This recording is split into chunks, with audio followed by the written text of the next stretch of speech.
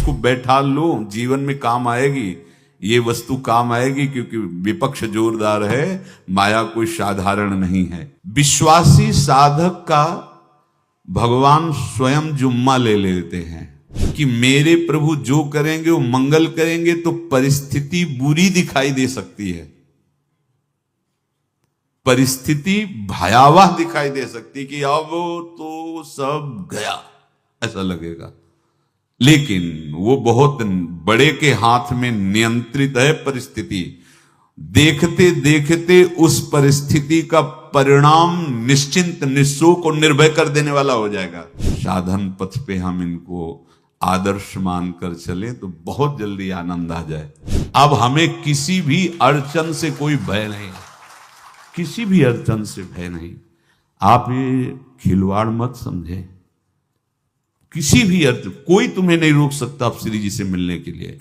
साधक 3 बातें आरंभ से देखे कि हमारे जीवन में आ रही हैं कि नहीं। पहली बात, भगवान पर पूर्ण श्रद्धा विश्वास। अनंत ब्रह्मांडों के स्वामी हैं, काल भी उनके अधीन है। डरना क्यों भाई, किस बात का डर लगना है?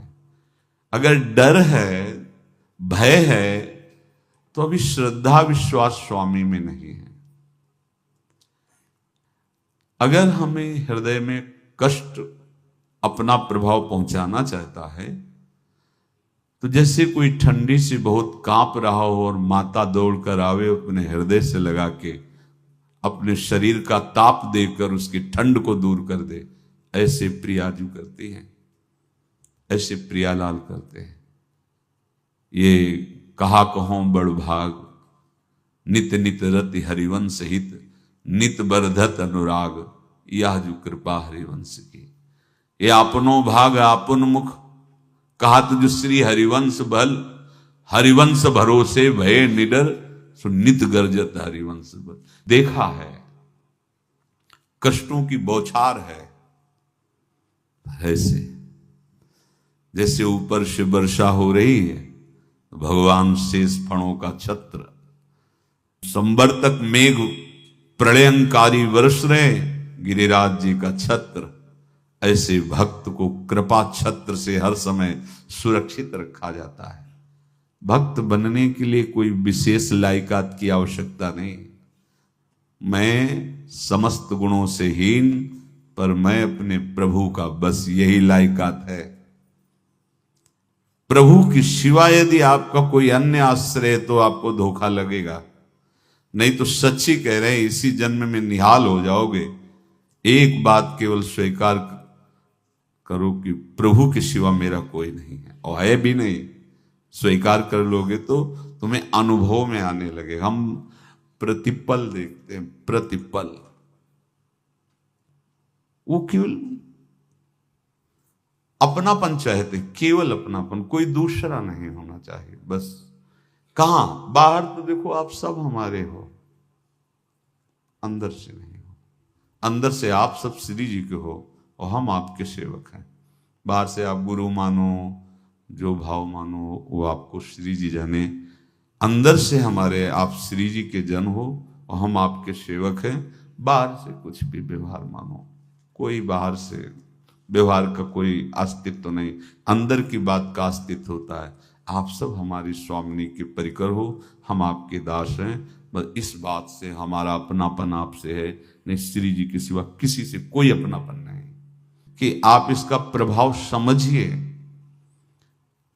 प्रभु को सिर्फ अपनापन चाहिए, सिर्फ अनन्यता। यदि उपासक में 3 बातें नहीं है तो अभी थोड़ी गड़बड़ी है। पहला, दृढ़ श्रद्धा विश्वास।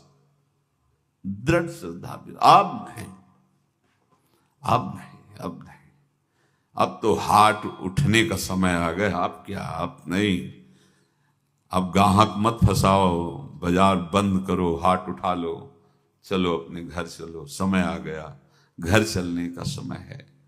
नहीं तो कलयुग अपनी बाजार ऐसी फैला देगा कि भूल जाओगे कि घर भी जाना है। दूसरी बात, जो गुरु ने भजन दिया उसमें तत्परता। सच्ची मानिए।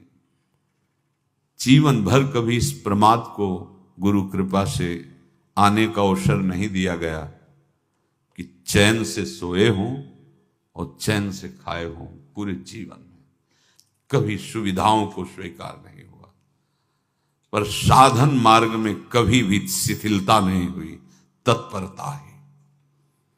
प्रभु पर पूर्ण श्रद्धा विश्वास और गुरु प्रदत्त साधन पर तत्परता, और तीसरा खास विषय इंद्रियों से भोगों को न भोगना। तब ये जो रंग है परमार्थ का, तब अब 2-4 माला की मनमानी आचरण किए कहते हैं हमें भगवदानंद की स्फूर्ति नहीं होती। आपने रास्ता रखा है भगवदानंद का, बाजार लगाए बैठे हो अंदर हृदय में, अन्य आसों की, अन्य भोगों की, अन्य चाहों की, अन्य मान्यताओं की। अरे खाली करो, ये सब माया का खेल है। एकमात्र प्रभु, बस जब ठन जाएगी ये बात। अच्छा गौर से देखो क्या है, जब चलोगे तो क्या होगा, चलने की तो सोचो, उस दिन की सोचो जिस दिन चलना है, और किस दिन चलना है पता ही नहीं है, तब तो और होश में हो जाओ। आपको कोई भी यहां सहयोग देने वाला नहीं, कोई भी वस्तु आपकी नहीं, कुछ भी आपके साथ नहीं जाएगा। तो होश में हो जाओ, संभाल लो, आगे की गति मत बिगाड़ो। 3 बातों पर ध्यान दीजिए। श्रद्धा और विश्वास अटूट अपने इष्ट पर। दूसरी बात, हमारे हृदय में जो गुरुदेव ने उपासना का बीज रोपण किया, तत्परता। देखो आपको हृदय की बात कहता हूं, माया के पास केवल प्रलोभन है, ये सुख में बांधती है। सुख का प्रलोभन अच्छे से सजा के पेश करके देना, साधक को भ्रष्ट करना, ये इसका स्वभाव है माया का। माया किसी व्यक्ति का नाम नहीं, किसी शरीर का नाम नहीं।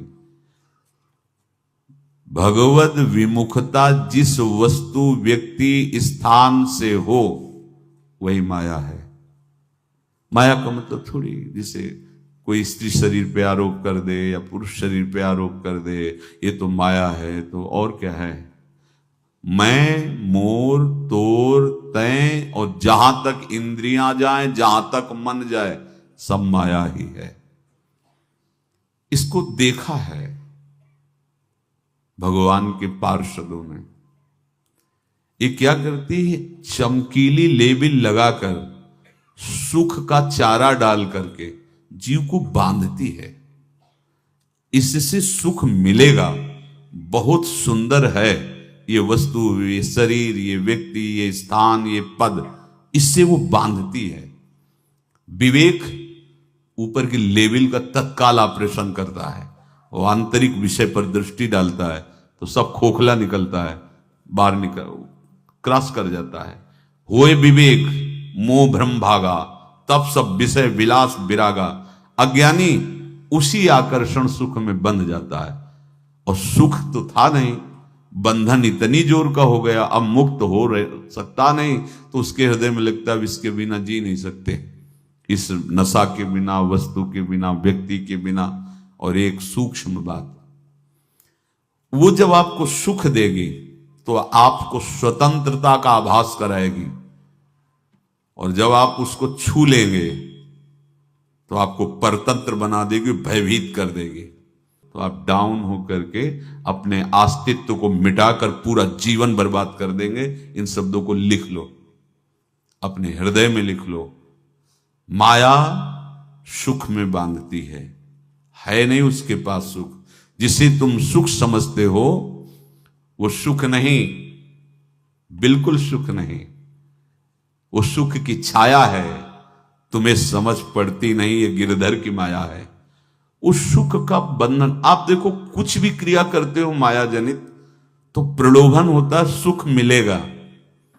और जिस समय सुख मिलने के लिए आप लालायित हुए, उस समय सुख भोगने की स्वतंत्रता आपको दे देगी। लो, आप समझ रहे हैं हम स्वतंत्र स्वामी होकर सुख भोग रहे हैं?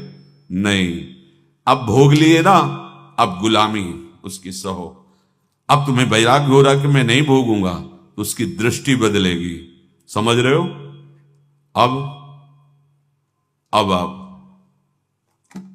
अपने आप को पूरे शरणागत कर दिए, हर तरह से तुम्हें बांध करके भगवत विमुख करके नष्ट कर देगी। ये बात अच्छे से समझ लो, अच्छे से। इस सुख का प्रलोभन देकर बांधती सुख है नहीं, क्योंकि आप उपासक हो। जब सुख में उतरोगे तो कितने दिन फिर आपको घृणा होगी कि अरे धिक्कार हमारे जीवन, फिर लौटने का चांस नहीं रहेगा। ध्यान से सुन लो, लौटने का चांस नहीं देगी माया। तुम्हारी ऐसी आंतरिक कमजोरी हो जाएगी, ऐसी वृत्तियां कमजोर हो जाएंगी कि तुम उस माया के इशारे पर नाचोगे, उसके विपरीत तुम बोलने की भी ताकत नहीं रख सकते। मान लीजिए, विषय चुगा जिन चुगे, कछुक चुगत सुख होए, फिर जो फांसी ऐसी लगे तेसम दुख न को। ये अनुभवी महापुरुष रसिक शेखर श्री ध्रुवदास जी महाराज कह रहे हैं। तो तीसरी बात का संयतेंद्रिय, दृढ़ श्रद्धा विश्वास भगवान पर, गुरु प्रदत्त प्रबल साधना में तत्परता, और इंद्रियों की गुलामी कभी स्वीकार न करना।